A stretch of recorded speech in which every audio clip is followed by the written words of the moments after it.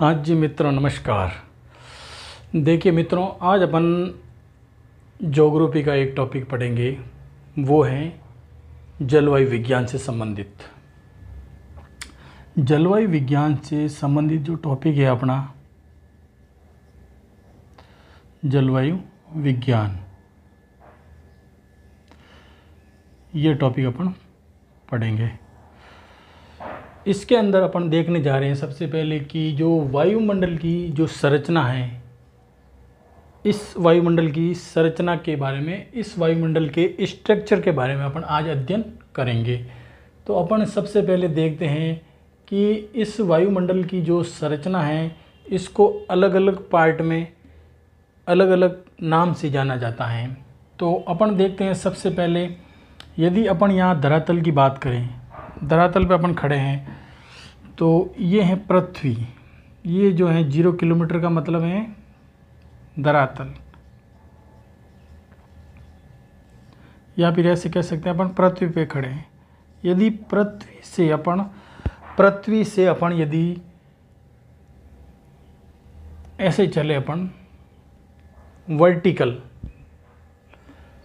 वायुमंडल की ओर, आकाश की ओर अपन यदि चलें, तो 0 किलोमीटर से लगाकर जो 13 किलोमीटर की जो डिस्टेंस है, इसको अपन सौरमंडल के नाम से जाना जाता है, या फिर इसको बोलते हैं ट्रोपोस्फेयर। 0 किलोमीटर से लगाकर 13 किलोमीटर की जो दूरी है, इसको बोलते हैं सौरमंडल। और 13 किलोमीटर के बाद में 50 किलोमीटर की जो डिस्टेंस है, इसको बोलते हैं अपन समताप मंडल, या फिर इसको बोलते हैं स्ट्रेटोस्फेयर। और आगे अपन देखते हैं 50 से 80 किलोमीटर की दूरी है, उसको बोलते हैं मध्यम मंडल या मेसोस्फेयर। और 80 से 400 किलोमीटर की जो दूरी है, वो है आयन मंडल या आयनोस्फेयर। और उसके बाद में 400 और 400 से आगे का जो है, उसको बोलते हैं बहिर्मंडल या एक्सोस्फेयर।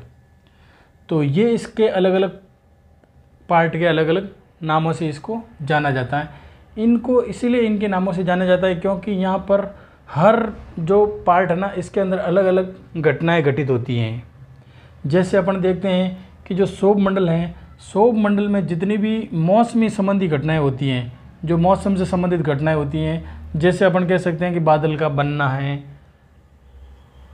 और भी जैसे इसके अंदर धुआं, कोहरा, जल, और भी जैसे तमाम तरह की घटनाएं होती हैं मौसम से संबंधित, वो सभी किस में होती हैं? सौरमंडल के अंदर। यानी 0 से 13 किलोमीटर के बीच में ये घटनाएं होती हैं। बादल का बनना, बादल में वर्षा का होना, ये सभी इसमें होती है। उसके बाद में आ जाता है समताप मंडल। नाम से पता चलता है कि समताप, यानी यहाँ पे तापमान इक्वल रहता है। और इसके अंदर जो वायुयान, जो अपने हवाई जहाज चलने की जो कंडीशन होती है ना, वो यहाँ से निकल कर यहाँ पर चली जाती हैं। समताप मंडल के अंदर हवाई जहाज चलते हैं, क्योंकि यहाँ तापमान इक्वल रहता है, इस वजह से यहाँ पर ये वायुयान चलने के लिए इनकी सहूलियत रहती है। और उसके बाद में जो उल्का पिंड है ना, उल्का पिंड जो यहाँ से आते हैं अंतरिक्ष से, वो यहाँ पे आके नष्ट हो जाते हैं मध्यम मंडल के अंदर। और उसके बाद में जो अपने पास में रेडियो की तरंगें हैं, टीवी चैनल हैं, जितने भी तरंगों का प्रसारण होता है, वो होता है आयन मंडल से, यानी आयनोस्फीयर से रेडियो की तरंगे वगैरह यहाँ पे इनका वापस प्रसारण होता है। और बात करें आगे बहिर्मंडल में, तो ये अंतरिक्ष कह सकते हैं अपन, पूरा जो बोलते हैं ना अंतरिक्ष, ये अंतरिक्ष की घटनाएं इसमें होती हैं। आगे से ये 10,000 किलोमीटर तक की इसकी, और भी आगे, या फिर इससे ज़्यादा ही इसके विस्तार हैं। अब अपन बात करते हैं मित्रों कि जो ये सौरमंडल और समताप मंडल के बीच में ये लाइन है, ये लाइन, इसको बोलते हैं सौर सीमा, ट्रोपोपॉज। यानी ऐसे पूछ सकते हैं कि सौरमंडल और समताप मंडल को विभाजित करने वाली सीमा रेखा का नाम क्या है, तो वो है सौर सीमा या ट्रोपोपॉज। उसके बाद में समताप मंडल और मध्यम मंडल के जो बीच में सीमा का निर्धारण करता है, वो है समताप सीमा या स्ट्रेटोपॉज। और इसी प्रकार मध्यम मंडल और आयन मंडल के बीच में है मध्य सीमा या मेसोपॉज। और आयन मंडल और बहिर्मंडल के बीच में है आयन सीमा या आयन पॉज। अब देखो बात करते हैं अपन, जब धरातल पे अपन खड़े हैं तो धरातल पर 165 मीटर यदि अपन ऊंचाई की ओर जाएंगे तो 1 डिग्री सेंटीग्रेड जो टेम्परेचर है वो डिक्रीज हो जाएगा। 165 मीटर की ऊंचाई की ओर अपन जाएंगे तो 1 सेंटीग्रेड टेम्परेचर डिक्रीज हो जाएगा, यानी टेम्परेचर घट जाएगा। जैसे अपन यहाँ पे ये 0 डिग्री टेम्परेचर है, जैसे जैसे ऊपर जाएंगे तो टेम्परेचर क्या होता जाएगा, माइनस में। ये सब माइनस के निशान हैं, ये माइनस में होता जाएगा।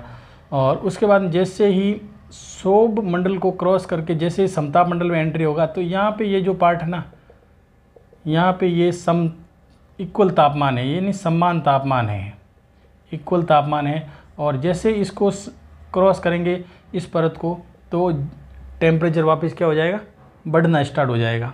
ये इधर वाली लाइन दर्शा रही है कि टेम्परेचर बढ़ रहा है। और उसके बाद में समताप मंडल को जैसे क्रॉस करके आगे जाएंगे मध्यम मंडल में तो वापस वही टेम्परेचर बढ़ना और घटना स्टार्ट हो जाएगा। और फिर धीरे धीरे जैसे जैसे अपन आयन मंडल के अंदर जाएंगे, बहिर्मंडल के अंदर जाएंगे तो टेम्परेचर की जो कंडीशन है वो वापस बढ़ने लग जाएगी। तो ये अपने पास में थी वायुमंडल की संरचना, जलवायु विज्ञान का एक पार्ट। तो इसके अंदर ध्यान रखने वाली 2-3 बातें हैं कि एक तो इनका जो क्रम है ना वो पूछते हैं कि भाई धरातल से अपन अंतरिक्ष की ओर बढ़ रहे हैं तो उसका क्रम बताइए, सौर मंडल, समताप मंडल, मध्यम मंडल, आयन मंडल और बहिर्मंडल। या फिर ये पूछ सकता है कि ये ट्रोपोपोज, स्ट्रेटोपोज, मेसोपोज और आइनोपोज, इनका क्रम पूछ सकता है। तो इसको आप नोट डाउन करें। Okay, thanks.